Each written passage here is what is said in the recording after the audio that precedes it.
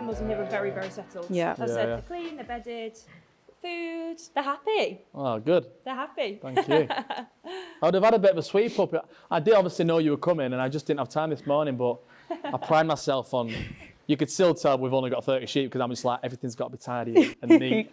I'm sure well, it's already started to go, but yeah, we brought the pigs in because they were kept escaping. So, Marnie, what are you doing, darling? That's not the... I think She wants to get hands on it. It's darling, that one there. Absolutely fantastic. Just put your head through. I know, darling. Go on, you can put your... Marnie, that's it, you're doing good, but put it in this one here because we put the feed over there and it'll be all get soggy, you see. So come and put it in this one.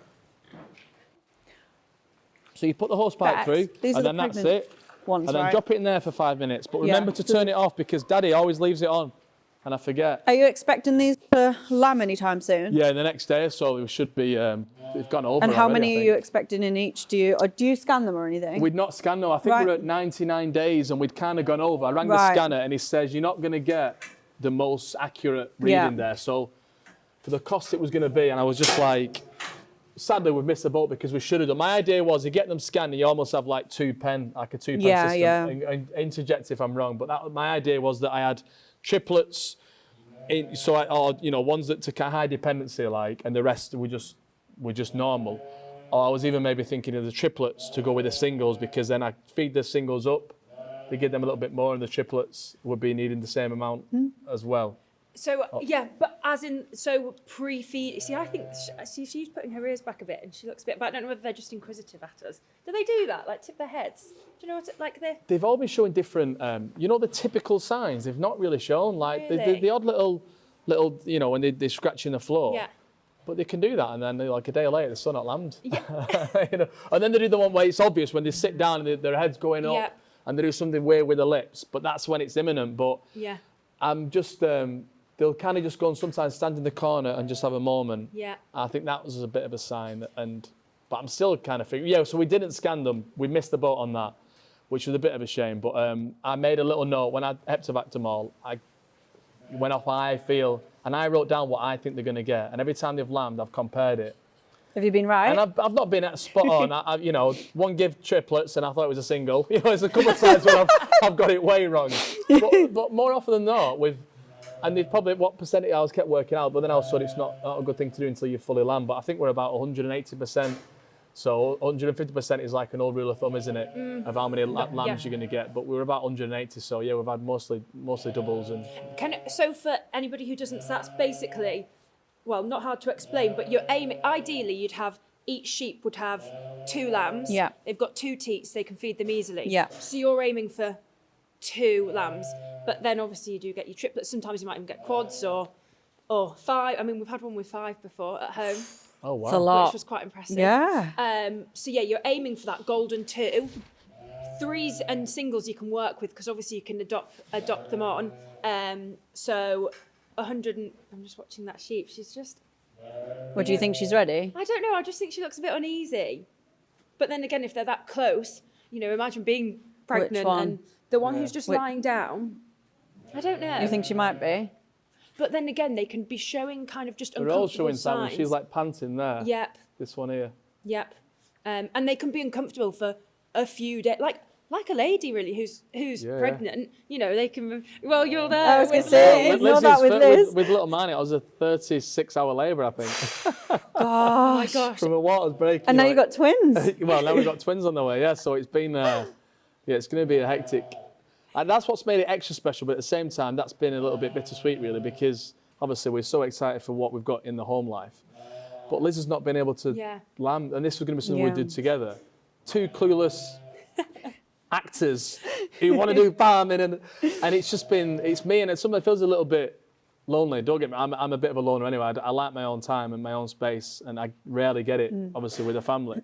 So coming here on my own for an hour, or just 20 minutes check on the sheep is like, it's good for the soul. But it's a shame because I would have absolutely loved to, me and Liz, and it's a bit easier. But next year, hopefully, then we can take it in turns and Liz do the night shift, I do the morning. I don't know. Yeah.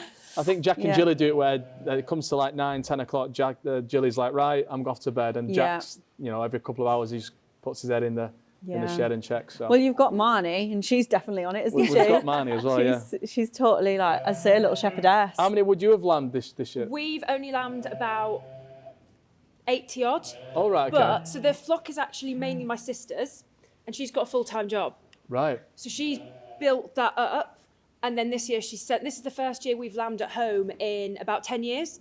We used to lamb about 300, right. And then my mum, you know, we were like, there wasn't really any money in it, and so we got rid of all the sheep. As I said, about 10 years ago. Right. And then, so last year, my sister lambed for the first time last year at where she lives. And then she sent them down to us this year so that she just does her job and she comes back on weekends. But you've got the arable side of it as well. Yeah, So, Right, okay. we've got, so, I mean, I probably prefer the arable side, actually. I love really? I'd sit on a tractor all day. I love it. Honestly, what tractor have you got? We've got John Deere's. Oh, We've got right, 3 okay. John Deere's. That's why. Have you got Going a loyalty to a brand, or are you just like See, tractors? it's a huge thing, it's isn't a it? massive thing, isn't it? Isn't It's it? mad because I when we was like looking at tractors and that, so and for me, my character in Emmerdale always used to wear John Deere overalls, and that's just they've got such a great obvious Yes. brand. That's Yeah. iconic, isn't it? Green and yellow. So for me, that was just like the go-to. But I'm just like a bit of a I love cars. I've got Fords and Vauxhalls were always my thing as a kid. I was an 80s child. But now I've had all cars, and same with tractors. I was test driving a Voltri. Yeah. And I like them all, and I like the masses and the New Hollands, and people are like, look, you can't wait, you gotta make your mind up. It's like, what colour are you going in? What colour is your tractor? And I like them all. I'll have a year with all of them. I'll try them all out. Any manufacturer want to send one, send them my way, and I'll give you a review. But nowadays they'll all do a job, and you find a lot of people probably just buying out of what their mum and dad might have had. Or, Very true. I mean, to be fair, we have mixed it up a little bit, but it's John Deere. John Deere for you, isn't It it? is. Nothing runs like a deer, eh? You should be a salesman for John Deere with lines like that. Yeah, no, they are. They're they're all. It's funny though. We've got another a little Sirima, and that's like a little. It's like a Chinese, and I guess it's certainly not a John Deere. It's not premium or anything like that. But it was just a little field tractor we use, and the kids absolutely love it. Yeah. And I guess every tractor, every price bracket has got a place on a farm, and there's no snobbery with tractors, from having big JDs to little. They all serve a purpose, and thankfully they recognise that there's a need in the market, regardless of budget or what you want. And people laugh. Oh, so you got a big tractor for? When I was doing a bit of field work, if you're spending quite a few, you want to. I don't need a nice car. Yeah. But if I can afford to have a nice car and I want to have a car, that's my business. Yeah. Definitely. Regardless of what we're doing as farmers, we was the fact if you get nice kit. It's up to you. I'm doing things our way here, and I'm not bothered how that looks to the industry. Is it what you said before about being accepting to the industry? Yes, we want that to some degree, but I'm not dancing this is what you want to do. This is what I want to do, and if I'm accepted, then fantastic. But it's only my voice I'm giving, and I'd love it if it was accepted, but it's not the be all and end all. And if it's not for whatever reason, or the tractor that I choose, or why I choose it, is somewhat considered. He doesn't know what he's doing. I think then that's so important. lead them to their opinions. Yeah. Because we've been talking about this. We've been facing you do get a lot on social media. We get a lot of positive, obviously, but you get the occasional kind of negative, whether it's, well, what do you actually do in agriculture to me? And it's well, I'm still in the industry. I'm not claiming to be a farmer on farm every day in, day out. But Becca might get why are you doing this way? You don't look like you're lambing. And Becca's like, I'm up at 4 a.m. every day doing that. And you just think, it doesn't matter what these people think. You've got to do what you want to do because it's your passion, It's my passion, and it's our life. You'll always, and I've had it with my, with acting. You always, unfortunately, people always want to discredit you. Whenever you're doing something that they probably secretly would like to be doing. Yeah. They just can't wait. And I think as a society, we're just so quick to discredit and knock people. And for me, I've always had, quite old-fashioned. They're having a go, regardless of whether you're not properly farming. You're showing interest. You're having a go. That is more than most. So fair play and carry on. Completely, and actually by knocking people who are trying, as you said about the size of your farm, even if you've only got 3 sheep. Yeah. If you're trying in whatever way you can manage, whether that is the fact that you don't have much land, or you're having to. Particularly, we talk a lot about first-gen farmers who are trying to find even 5 acres to rent is beyond It's difficult. So if you're trying in whatever way, shape or form, a lot of the stuff you do is the media side, the writing side, pushing a message. What I'm doing is on farm, what we're actually doing. the message is still the same. Yeah, and with farming. Boots and Heels, we're trying to give a platform to farmers who are doing a great job, or people who want to get in the industry, and just kind of educate and bridge that gap between consumer and farmer. Yeah. And actually, any little bit that we're doing, we always say if we can change one person's perspective, or give somebody that platform, we're doing something right. Yeah, yeah. So yeah.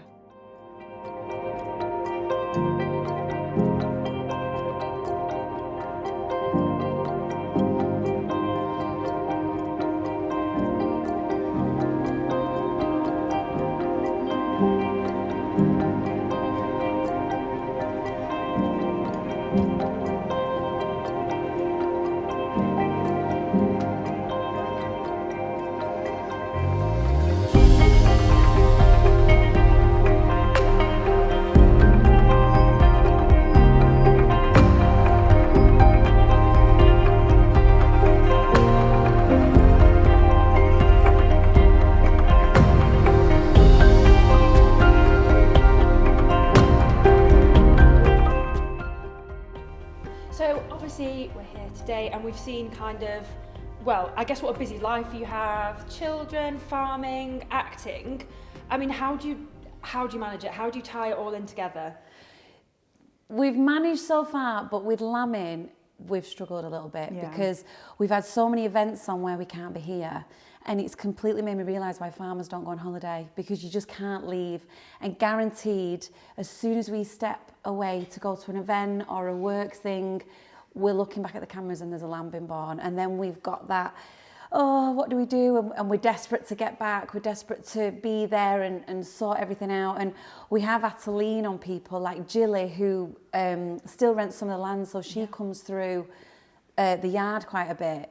So she will always keep an eye on things and let us know.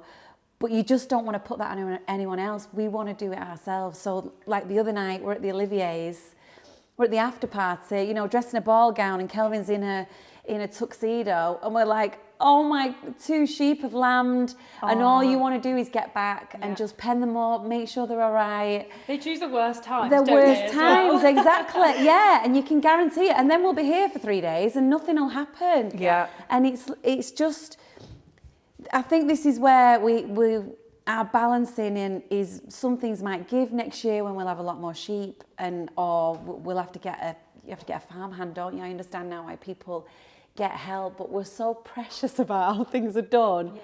We just want it done our way. I've not got involved with the lambing because I'm pregnant. And, I said to Kelvin, what are we going to do next year? Because how are we actually going to manage this if we're so busy? And he was like, well, I'll have you back. So actually, life should be a little bit easier. But then we'll have 2 babies. I was like, we might need a bit of help here.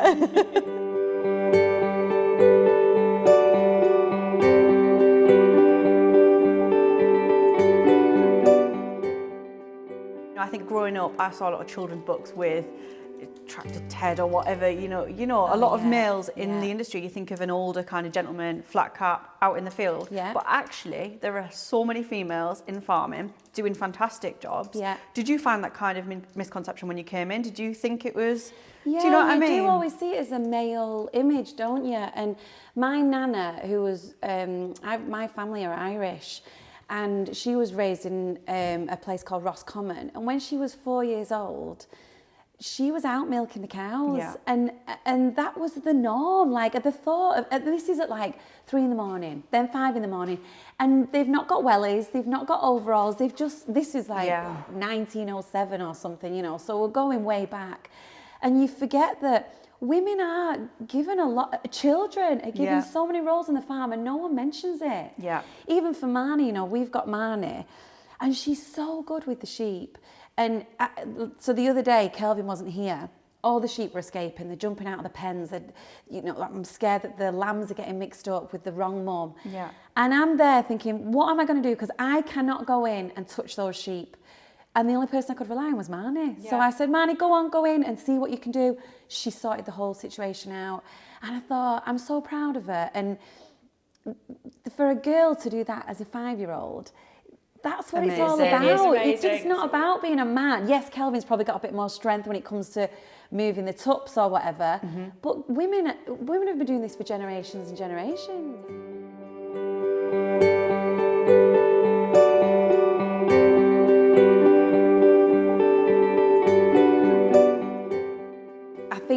one thing is you cannot plan, because whatever you plan, it doesn't go to plan. That's what we found. Yeah.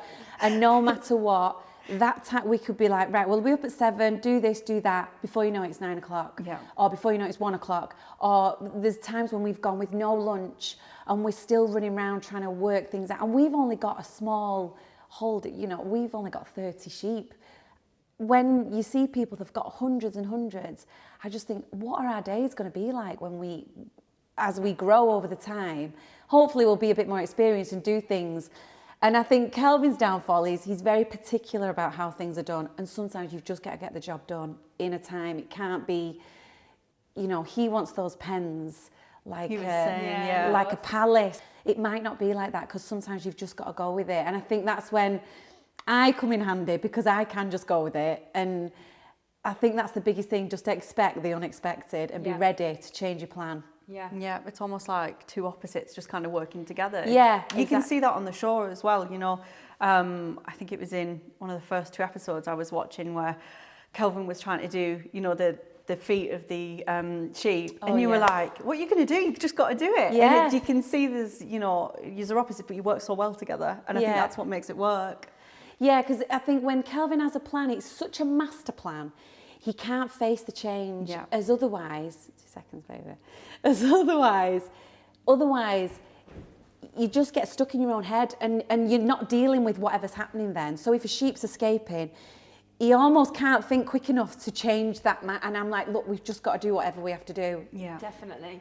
When you've kind of been on the farm, is there any moment which stands out and you think, do you know what? I'm really proud of that, or that's amazing. Obviously, things like probably your first lamb, I can imagine when you saw that would have been amazing. But yeah, is there anything which stands out? I think for me, I had to inject the lambs when we got the first set of lambs that were about a year old, and I think that was a big moment, because I've never done anything like that. Mm-hmm. And just the fact that you want to protect these animals and look after them as much as you can. Yeah. And for me, that was when I thought, this feels like farming. Yes, you can put a load of sheep in a field and have a lovely view of sheep, but when you're actually doing things like that, where you're trying to learn how much to give them, what it's called that you're giving them, is it an antibiotic, whatever it is.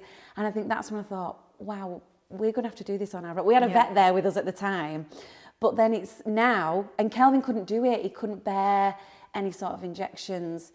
Because I'm not able to touch the sheep, he's had to just do it, because you just can't let them suffer. And you're their protector. Yeah, they rely on you, so you've got to do that. Yeah, and this is awful to say, but when you're looking at these sheep, as much as it's farming, they're not pets.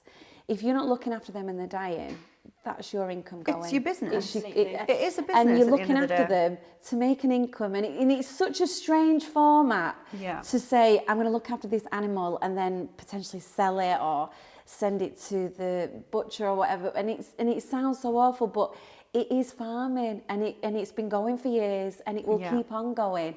And we're giving to people, we're feeding people. Yeah. And I get that some people don't agree with that, but a lot would change if we just all completely stopped. Yes, that is literally kind of sums up our whole point about celebrating farmers and what they're doing. And I think we forget that farmers have to make money from it as well. Yeah. And a lot, unfortunately, aren't.